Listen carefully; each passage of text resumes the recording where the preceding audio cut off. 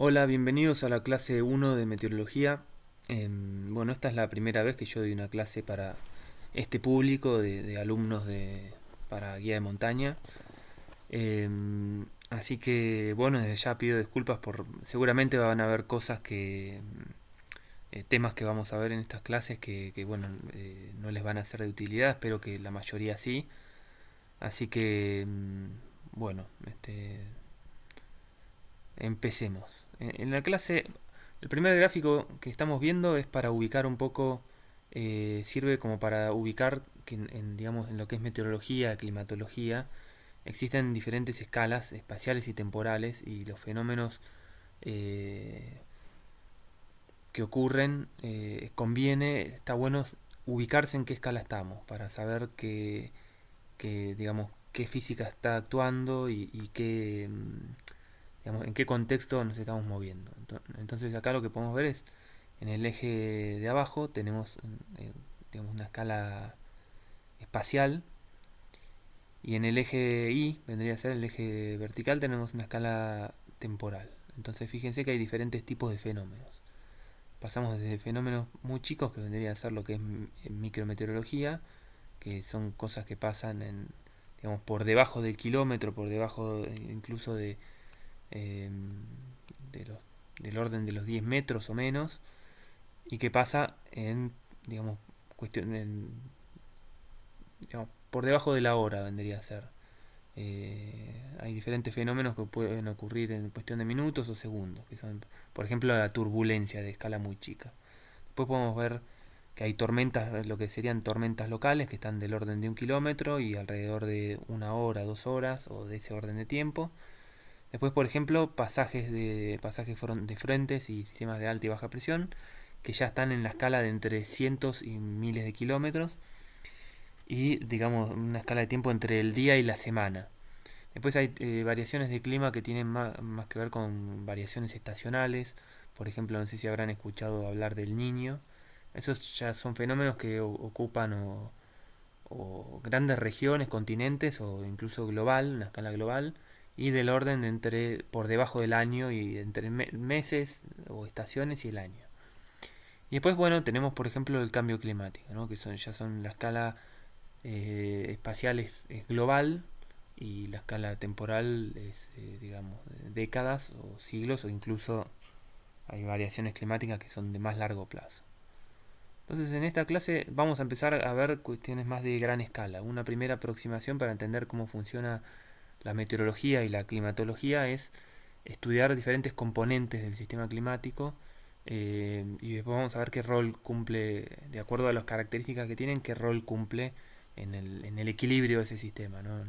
Y vamos a mirar eh, específicamente el tema de la energía, de la radiación del Sol, la radiación de la Tierra y intercambios de energía que tienen que ver con, en definitiva, que condicionan la dinámica de la atmósfera, ¿no? Vamos a ver bastante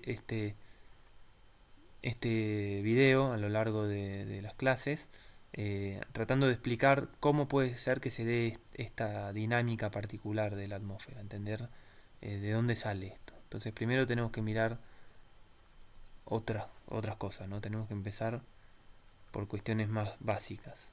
Entonces, cuando se habla del sistema climático y las diferentes componentes, la idea de separar en diferentes componentes es que las diferentes componentes tienen características de acuerdo a cómo almacenan la energía, a cuán dinámicas son y y a cómo se comportan, por ejemplo, con respecto a la radiación del sol. Entonces es hacer como un desglose de la Tierra, digamos, en diferentes componentes para justamente entender cómo funciona el mecanismo eh, del sistema climático. Entonces el primer componente que vemos es la atmósfera. La atmósfera es, como bien se puede ver acá, perdón, acá, es el más dinámico, el más nervioso, entre comillas, de los componentes.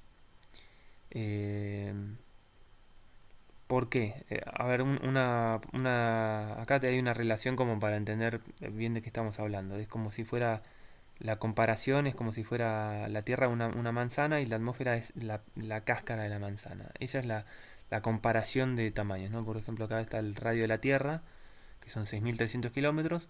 La atmósfera, si bien no tiene un límite definido, sino que digamos, la densidad va decayendo eh, con la altura, aproximadamente 300 kilómetros. Pero la mayor parte de la masa de la atmósfera está concentrada en la capa inferior, que es donde estamos nosotros, que es la troposfera, que tiene como máximo 20 kilómetros. Entonces, en la comparativa es muy chiquito el ancho de la atmósfera comparado con la Tierra.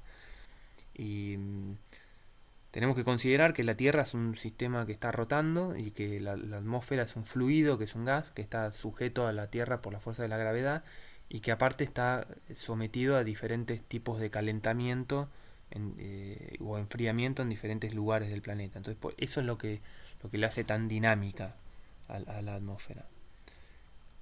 Em, bueno, pues está la hidrósfera. La hidrósfera tiene, dentro de la hidrósfera hay varios componentes, como vamos a ver.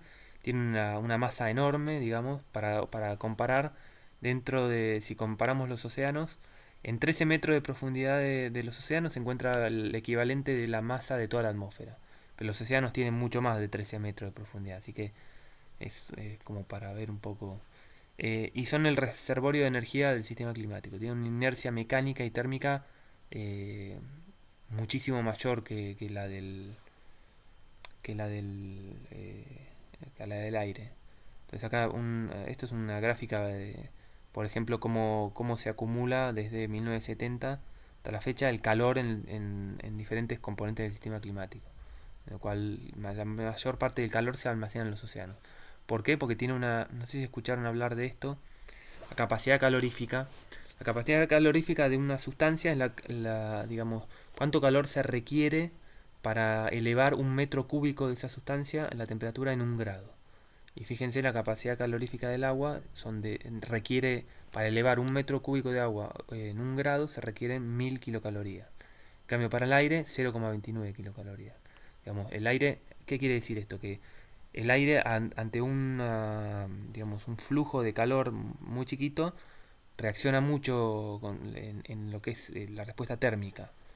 En cambio el agua no, el agua puede almacenar mucho calor sin variar su temperatura, o variando muy poco su temperatura. Y acá, bueno, también se compara la densidad, ¿no? La densidad del aire, 1,18 kilos por metro cúbico, la densidad del agua, 1000 kilos por metro cúbico. Eso habla también de la inercia térmica que tiene, perdón, mecánica que tiene el agua. Bueno, como dije, la hidrósfera, si bien la mayor parte del agua está en los océanos, fíjense que en este cuadro alrededor del 94%,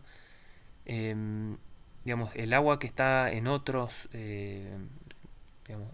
estadios de la hidrósfera, bueno, en otros subcomponentes de la hidrósfera, es sumamente importante, ¿no? Por ejemplo, el agua que está en la atmósfera, que es el 0,01%, es súper importante porque la atmósfera es, digamos, el medio digamos, que transporta el agua evaporada desde los océanos a los continentes.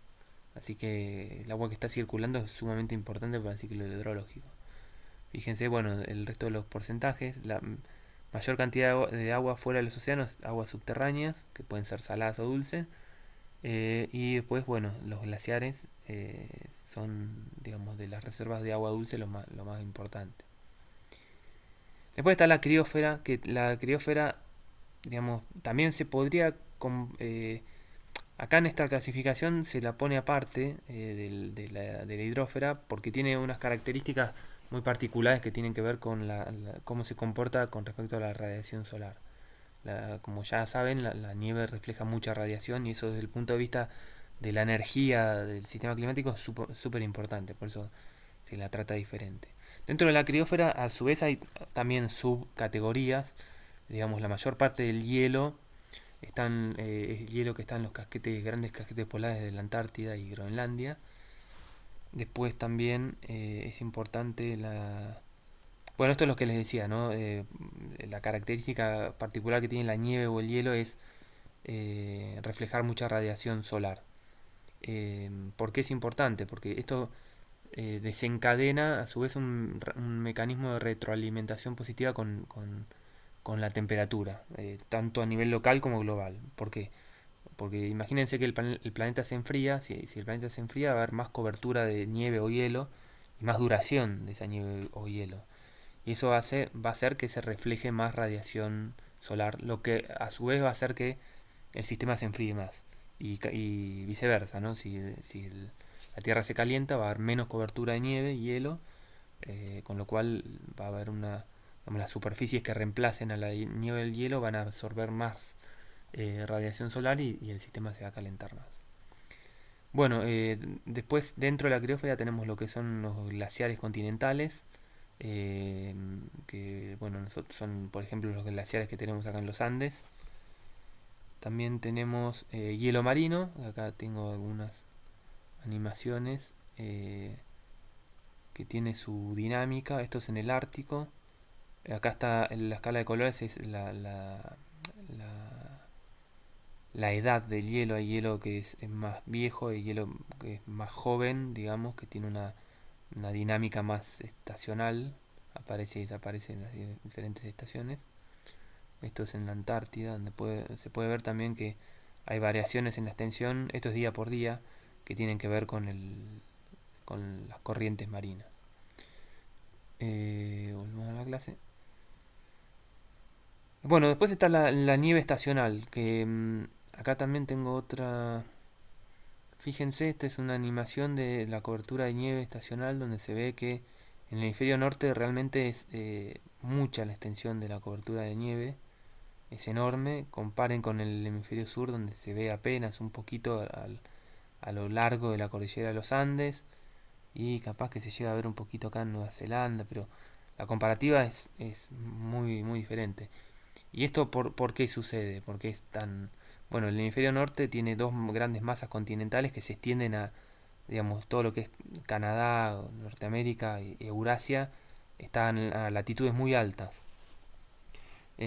Cosa que no sucede en el hemisferio sur porque es, digamos, salvo la Patagonia, que tampoco llega hasta latitudes tan altas, llega hasta a 55 grados, creo. Eh, y otra cuestión es que aparte estos grandes continentes son, digamos, tienen un clima justamente que se llama continental, en el cual se enfría mucho durante el invierno y se calienta mucho en verano. Hay más contrastes térmicos estacionales. Y en el hemisferio sur es más oceánico. Al ser más oceánico, digamos, la proporción es mayor la proporción de océano que de continente. Digamos, el agua tiene esa capacidad de regular la temperatura por su alta capacidad calorífica, con lo cual las variaciones de temperatura o sea, no son tan significativas como en el hemisferio norte. Bueno, ahí les mostraba la animación esa. Después está otro componente, es la litósfera, que es el suelo, digamos, la corteza terrestre, que en lo que tiene que ver con transmisión de calor es muy lenta la transmisión de calor entre la litósfera y otros componentes, porque es por conducción, que es molécula a molécula, y eso es lento e ineficiente. Así que dependiendo de la escala temporal, es importante o no, digamos, esos intercambios. Más bien, la influencia que tiene la litósfera es, digamos, la influencia de la topografía en la circulación atmosférica, ¿no? Por ejemplo, acá lo que puse es un mapa donde se ve la precipitación acumulada anual, donde se ve que claramente es mayor todo a lo largo de la cordillera porque interacciona con el flujo atmosférico. Eso igual después lo vamos a ver en otra clase, ¿no? El efecto, cuando veamos formación de lluvia, de nubosidad, el efecto de la orografía. Y por último la biosfera, que es bueno toda la biomasa, digamos, todos los organismos vivos, que son muy importantes porque digamos, regulan el ciclo de carbono en el sistema climático y el ciclo del agua. Es muy importante la cantidad de precipitación que intercepta la vegetación, que lo transforma en otra cosa mediante la fotosíntesis y que a su vez lo transpira de vuelta hacia la atmósfera. Entonces, bueno, ahí ya vimos entonces los diferentes componentes del sistema climático. Ahora vamos a mirar un poco en la energía Vamos a entender, digamos, la energía que viene del Sol es el motor del sistema climático. Es lo que genera un montón de procesos entre los cuales está esta dinámica. En definitiva, todo este movimiento proviene, en última instancia, proviene de la energía que viene del Sol. Pero la Tierra también emite una energía en forma de radiación, así como el Sol, que se llama radiación infrarroja o de onda larga. Entonces vamos a mirar un poco eso, vamos a mirar un poco qué es la radiación y cómo se comporta la atmósfera, el sistema climático con respecto a estas dos radiaciones, cómo es el balance y entender un poco de cómo esos desbalances que vamos a ver terminan, digamos, generando el contexto para que la atmósfera tenga una dinámica particular.